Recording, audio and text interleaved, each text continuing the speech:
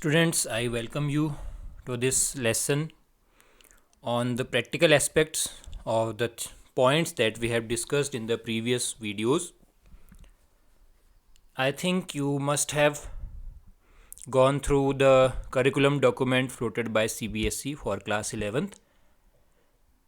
We have discussed the syllabus in the introductory video in full detail, and after that in the previous 3 videos we have discussed the theoretical aspects of first chapter, computational thinking and programming, in which we have discussed computational thinking, problem solving methods, decomposition with 3 examples.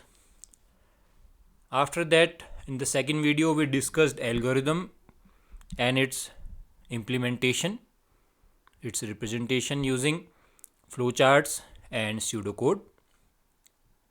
And in the previous video we had an overview of the genesis of Python, its working modes and the print function. So if you have any difficulty in it, you are free to ask queries in the comment section. And if you have not gone through those videos, I request you to first go through those videos and then come back to this video. Okay. So in this video we will be discussing the practical aspects, starting from the installation of Python and working on it. So students, we have discussed that Python can be downloaded from its website python.org.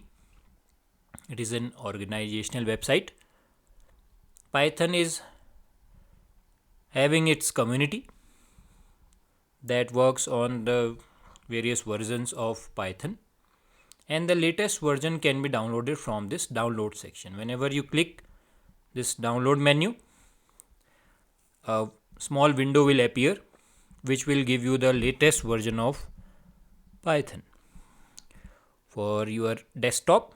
And if you want your Android phone to have Python, then you can download PyDroid 3 and use it. So in this video we will be discussing the Python for Windows desktops. Okay, so we will download this latest version, Python 3.8.2. So the download has started and it will take some time and it will be according to your connection speed. As you can see, the download is of 25.3 MB. It is of very small size. So we will be working on this ideally. There are other IDEs also, like Jupyter, Spider, PyCharm, but there are some external entities and they have a large size download installation. So we will be using only this Python ideally that is provided by Python community for all the programs that we will discuss in this learning series. Okay, so Python 3.8.2.exe has been downloaded. We will click it and will install it.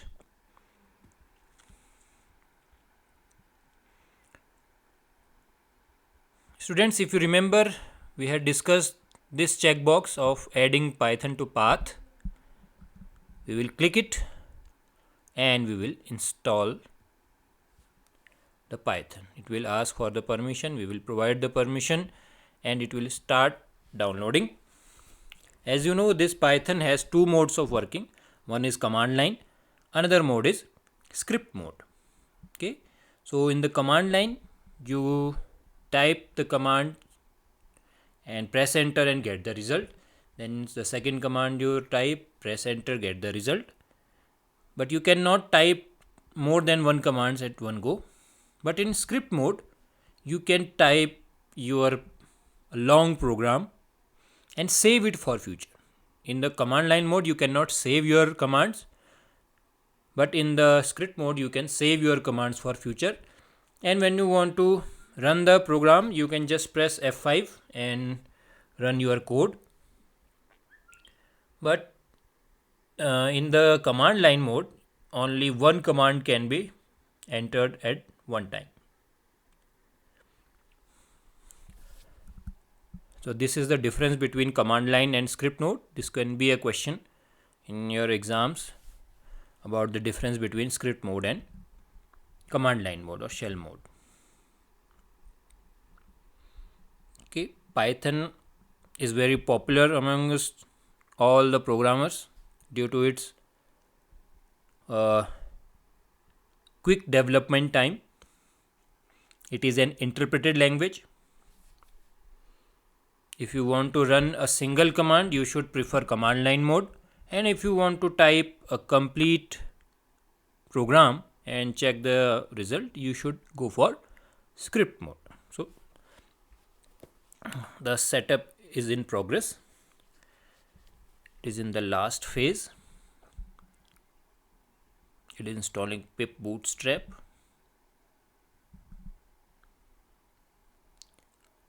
Pip is the Python installer. Any extra libraries that you install in Python will be installed using pip. So all the programs that you save in Python are saved with, do you remember the extension? I think you know, that is .py extension, and all the programs will be saved in the Python root directory. So this now the setup has successfully installed. I will close the installation here.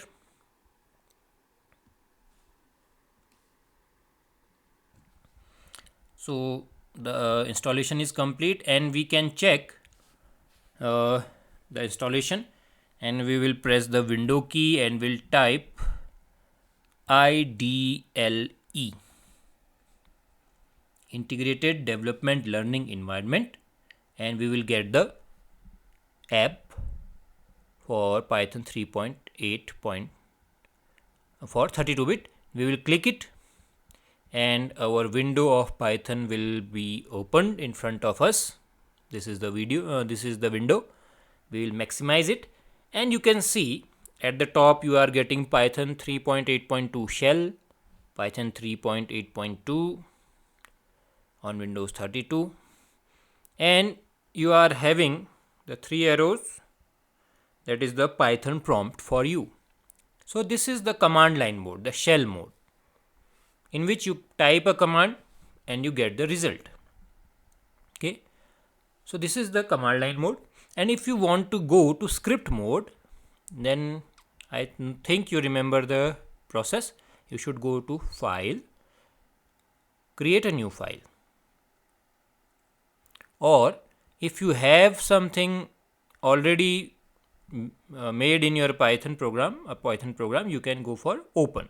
Okay, so we will be creating new file, and here we will type the code that we want, whatever code, Python code we will want, and then we will go, if you want to run it, then we go to run and run module. This is, or the shortcut key can be taken as F5.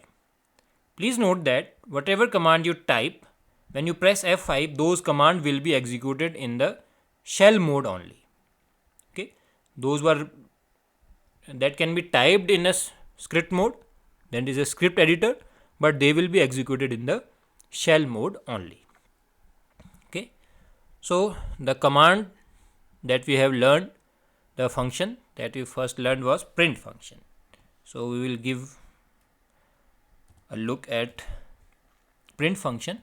So when you type print and just press the parenthesis, opening parenthesis, you get the complete syntax of print. So value means that object that you want to print, and dot dot dot means you can give any number of objects. Then the separator, the default value of separator is space, then the AND parameter, default value \n, that means a new line. File by default sys.stdout, flush is false. Okay, so let us print a message.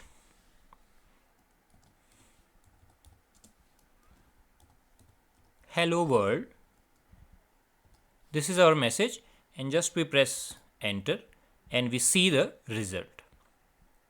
So this is the command line mode. Okay, again we use the print function. We use print, we write 10 comma 12 comma 14 and we get 10 space 12 space 14. Why so? Because the separator was set to be space. So there will be a space between these values, 10 space 12 space 14. But if I want hash sign in between, what I will do, I will write print 10 comma 12 comma 14 comma separator is equal to, I will give the sign hash in single quotes because it is a character, so it must be enclosed inside single quotes. This is the value, and then we get 10 hash 12 hash 14. So I think you have understood the use of separator. Now by going to the command and clicking enter, you can get that command back for editing. Now I will use the end. So the end was \n. I give it a new value $sign. So this is the use of end. End means the character that you want at the end of this print statement. So you see that 10, 12, 14 were separated with hash and the line ended with $. So by default the value of end is \n, that is new line. That means if you do not provide any value for end, the next output will be from the new line. Okay, so this is the shell mode or command line mode for you. And if we go to script mode and we type these two lines here, print 10 comma 12 comma 14 and print the three lines that we have typed, 10 comma 12 comma 14 comma separator is equal to hash. Then we have the third line as print 10 comma 12 comma 14 comma separator is equal to hash and ending with the $sign. Okay, so these are the three lines. When you run it, because we are in script mode, and you see this the script editor, and you will see this untitled because you do not have provided any name to this file. So if you run it, it will ask to save it first. Okay, so we'll go to run and run module, or you can directly press F5 command, click it. This you can see this source must be saved before executing. So you will click OK to save, and it will give you the default path of Python to save it, and the Python file name we just type it test. So it is being saved as Python file, so its extension will be .py. We save it and you can see the result. Okay, now to distinguish between the results, we will change the position of this. Okay, we will press Ctrl S to save and F5 to run. Can you see the difference between the two output? The first line is same because it was having just the default syntax 10 space 12 space 14, and the end was the default value was new line. So the next output came into the new line. Similarly, the next output came into the new line, but at the end we had $sign at the end. But what we changed in the second code was we shifted this third line to the second place. So what you can see the difference. The difference is that end is equal to $. Because of this line, you can see in the first line the value of end was \n, that is new line. So after here we got a new line, but